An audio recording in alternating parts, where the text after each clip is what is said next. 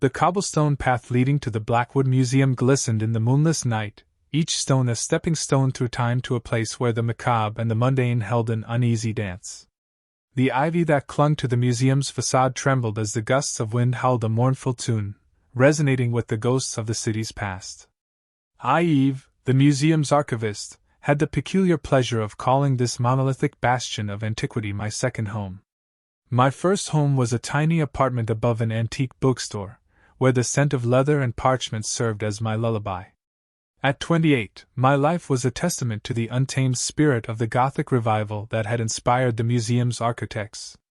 With my shock of white hair and thick-rimmed spectacles, I was the embodiment of a character plucked from the pages of an Edgar Allan Poe story, my pallor a stark contrast to the rich mahogany bookshelves that surrounded me. The job had its perks, of course, endless access to a treasure trove of historical texts that most people would run screaming from. But the quietude often grew too oppressive, too predictable. I craved the extraordinary, a taste of the terror that thrummed in the very fabric of the city's soul. My days were spent cataloguing the grisly and the grotesque, my eyes straining over dusty grimoires and yellowed manuscripts that spoke of rituals and incantations long forgotten. Yet, amidst the chaos of decay and decayed knowledge, I found myself yearning for something more than the whispers of the past. Tonight the rain had brought with it a peculiar energy, a charge in the air that tickled the hairs on the back of my neck. It was as if the very walls of the museum were alive, and the books themselves were whispering secrets only the truly devoted could hear. My fingers traced the spine of a leather-bound tome, its pages thick and brittle, as if they had been torn from the very skin of the earth. It was then, in the solitary embrace of the archives, that I discovered the hidden inscription. It spoke of a ritual, one that promised to shatter the veil between the world of the living and the realm of the dead. The inscription spoke of a bygone era, a time when the city pulsed with a different kind of life. It spoke of a sorcerer, ostracized for his unorthodox practices, who sought to bridge the gap between the living and the dead. His intentions, the inscription hinted, were noble, to reunite star-crossed lovers, to grant solace to the grieving. But the magic he wielded was a double-edged sword. The ritual, meant to be a conduit of love, twisted in the face of human fear and prejudice. The sorcerer was ostracized, his haven, this very museum, turned into his prison. The whispers that echoed through the halls were not just pronouncements of malice, but the echoes of a broken heart, a yearning for understanding that had festered for centuries. The words danced before my eyes, a siren's song beckoning me to delve deeper into the abyss of the unknown. With trembling hands I gathered the necessary materials, the weight of each item adding to the gravity of the moment. A flicker of doubt fluttered in my chest, but I shooed it away with a chuckle. After all, I was merely indulging my curiosity, peeking into the dark corners of history that most deemed too disturbing to gaze upon. What harm could come from a little midnight research? The grand marble staircase groaned beneath my feet as I ascended to the top floor, where the most ancient and arcane texts were housed. The air grew colder, the whispers grew louder, and the shadows grew bolder. Yet I remained undeterred, my heart racing with the thrill of discovery. Little did I know that with each step, I was drawing closer to the precipice of a horror that would not only shake the very foundations of the museum, but also the cobblestone streets beyond its iron gates.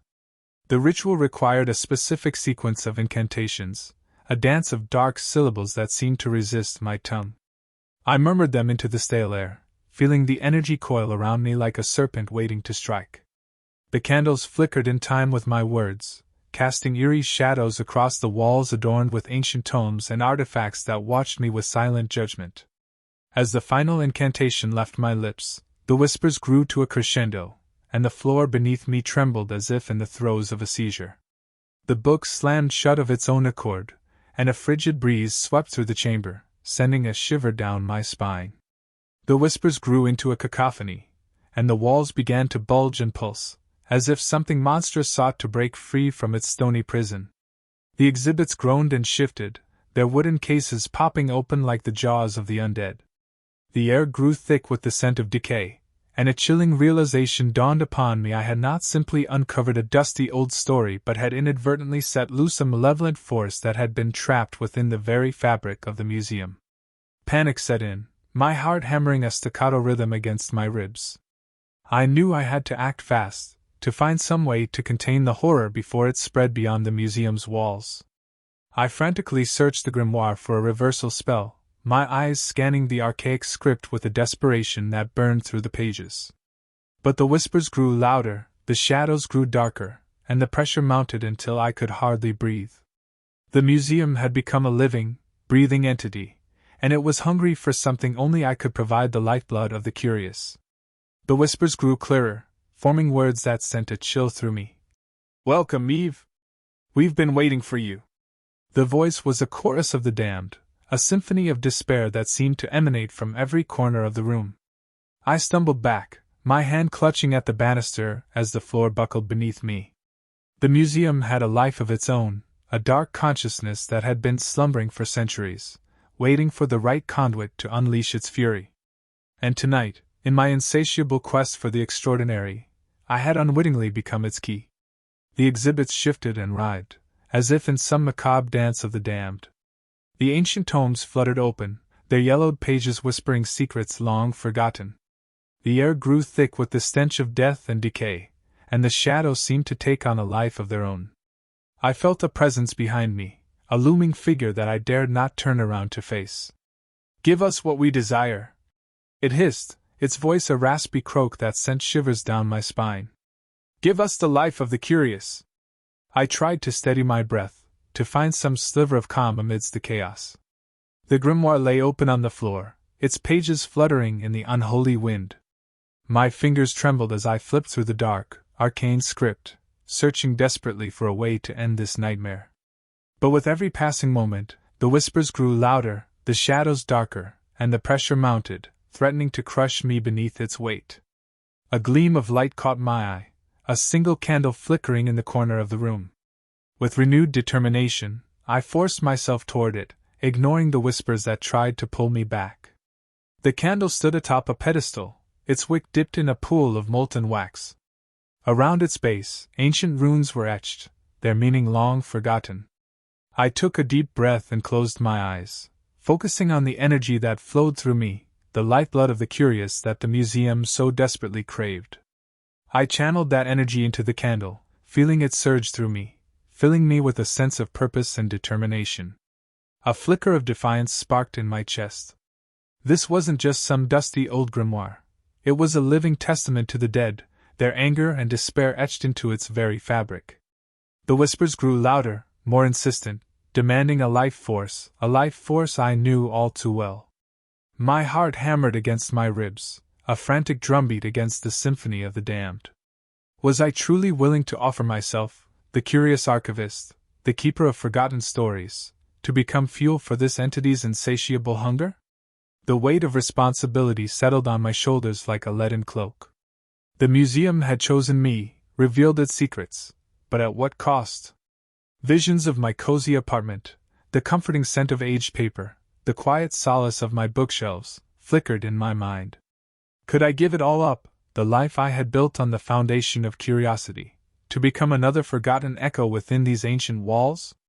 Tears welled in my eyes, blurring the runes before me. But then, a new thought pierced through the fog of fear. Perhaps this wasn't about offering my life, but about offering a different kind of sacrifice, a surrender of my naivety. Maybe the museum craved not just life force, but understanding. Understanding of the pain it held, the stories of the restless dead trapped within. With a shaky breath, I wiped away my tears. This wasn't just about survival. It was about becoming a conduit, a bridge between the living and the forgotten. I wouldn't be a sacrifice. I would be a mediator, a voice for the voiceless. The whispers seemed to shift, morphing from a chorus of demands into a sorrowful plea. Was this my chance to earn their peace, to rewrite the narrative of the museum's past, not with bloodshed, but with empathy? Steeling my resolve, I reached for the candle, a newfound determination burning brighter than the flickering flame. When I opened my eyes, the room was bathed in an ethereal glow. The exhibits stood still, their writhing movements stilled. The whispers died away, replaced by a hushed silence. I knelt before the candle, my hands trembling as I reached out to touch it. Its heat seared my fingertips, but I refused to pull away. I concentrated on the runes, visualizing their meaning, their power. Slowly, the energy began to dissipate, flowing back into the candle, and then outward, through the room, and into the grimoire. The shadows receded, and the whispers faded away, leaving only the flickering light of the candle to guide me. I stood, my legs trembling with exhaustion and relief, and turned to face the figure that had been behind me. It was the museum itself, a sentient being of stone and wood and paper, its features twisted into a mask of anger and despair. "I am sorry," I said, my voice barely a whisper. "I did not mean to awaken you. I only wanted to understand." The figure regarded me for a long moment, the light from the candle casting its shadow across its features. And then, slowly, it inclined its head. "You have paid your debt, Eve," it said, its voice softening. "Now you must leave. Do not return." With a shaky breath, I nodded and turned to go. The whispers had fallen silent, but I could still feel their presence, like the echo of a long-forgotten dream. As I descended the stairs, the shadows seemed to part before me, granting me safe passage back into the world beyond the museum's gates. And as the iron gates clanged shut behind me, I knew that I had not only survived the night, but had also been granted a glimpse into the heart of darkness that lay hidden within the most ancient and arcane of places. The rain had ceased, leaving the cobblestone streets slick and shining under the glow of the gas lamps. The city had gone quiet, as if holding its breath in anticipation of what had been unleashed. I knew that I could not simply walk away from this. The museum had chosen me, and now it was my responsibility to ensure that the malevolent presence remained contained. I hurried back to my apartment, my thoughts racing with the implications of what I had uncovered. The bookstore below was closed, but the scent of aged paper and leather beckoned me from my apartment. I sat at my desk, surrounded by the comforting chaos of my own collection of tomes and artifacts, and began to research the museum's history. The whispers of the city's past grew louder in my mind, guiding my search. The city librarian, Miss Hawthorne, a woman whose stern demeanor seemed perpetually at odds with her twinkling eyes, became my unlikely confidant.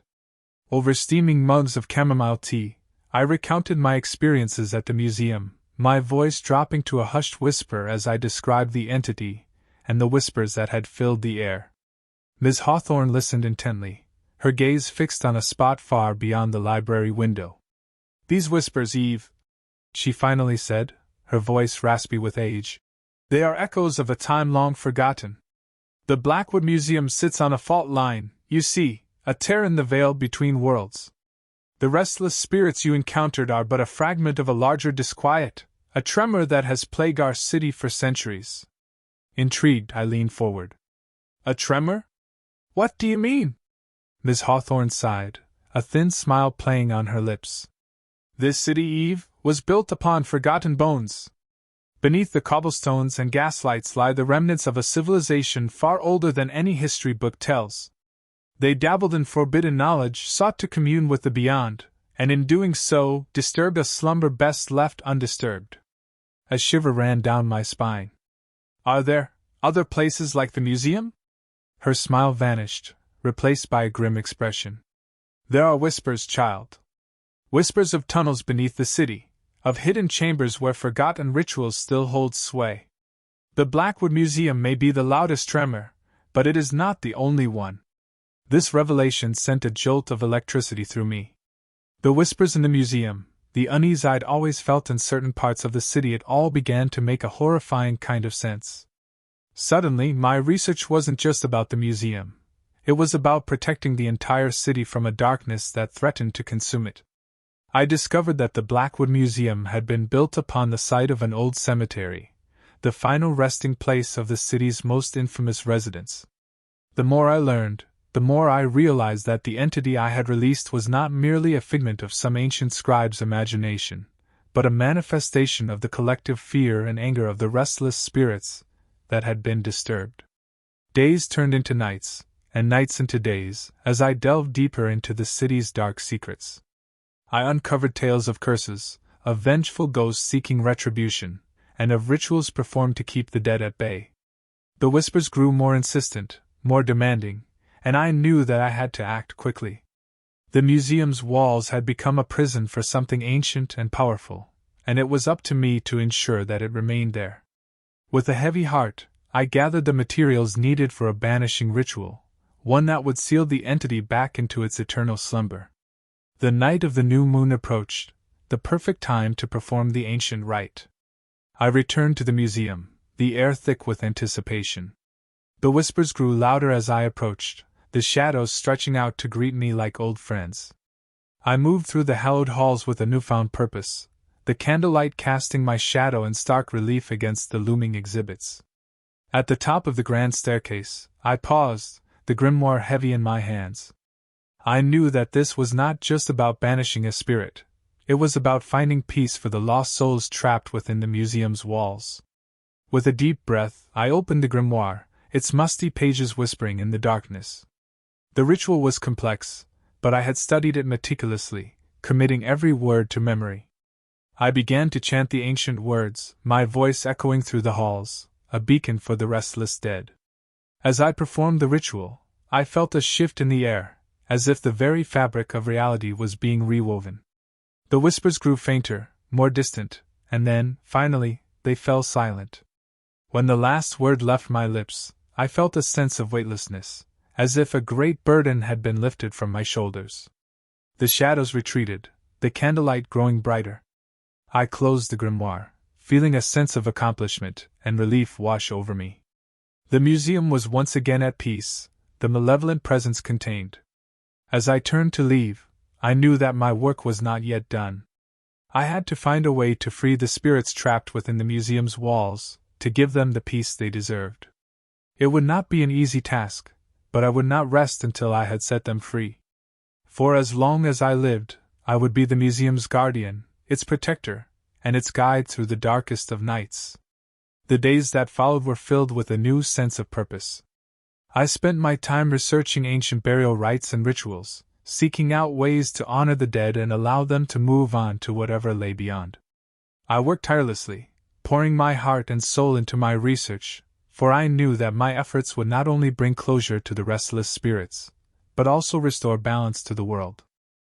One fateful night, under the light of a full moon, I gathered the necessary tools and materials at the museum's entrance.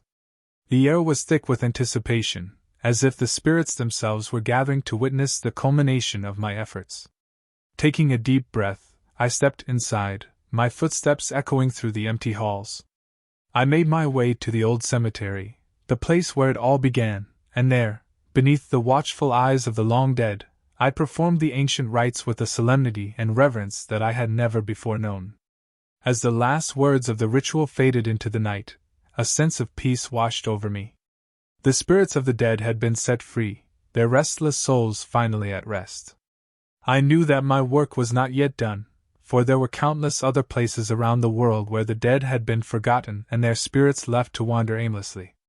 But for now, I could rest easy, knowing that I had made a difference, however small. And so, I remained at the Blackwood Museum, dedicating my life to preserving its history and honoring the memories of those who had come before. I became a living testament to the power of love and compassion, for it was these things that had saved me, and it was these things that would guide me through the rest of my days. And as the years passed, I came to realize that perhaps the true purpose of my existence was not simply to find a way to free myself from the curse, but rather to use my experiences as a means of connecting with others who had suffered similar fates. I began to travel the world, visiting other museums and historical sites, offering my services as a consultant and a guide. I shared my knowledge and my stories with anyone who would listen, hoping that in some small way, I could help to ease their burdens and bring them peace. And as I journeyed from place to place, I found solace in the company of the spirits that followed me, a constant reminder of the bond that connected us all, the bond between the living and the dead. Eventually, word of my work spread, and people began to seek me out, not only for my expertise, but also for my kindness and understanding. They would come to me with their stories of loss and heartache, and I would listen, offering them comfort and guidance. It was through these conversations that I discovered the true power of empathy, the ability to see beyond one's own pain and to understand the struggles of another. And so, my life became a testament to the enduring power of love and compassion, for it was through these things that I had found redemption and purpose. The shadows that once consumed me had been replaced by a radiant light, a light that illuminated the path for others who were lost and alone. I had become the beacon of hope that I had once sought, a reminder that even in the darkest of times, there is always a way forward, always a reason to keep fighting. And so, I continue my journey, forever bound to the spirits of the past, but forever grateful for the second chance at life that they had given me. For it is through their love and their sacrifice that I have found my true calling, and it is with their guidance that I will continue to walk this path, helping others to find peace and understanding in the face of loss. Thank you for watching this video. I hope you enjoyed it. If you did, consider subscribing to stay updated with our latest stories, give us a like if you want to see more, and drop a comment below to let us know your thoughts.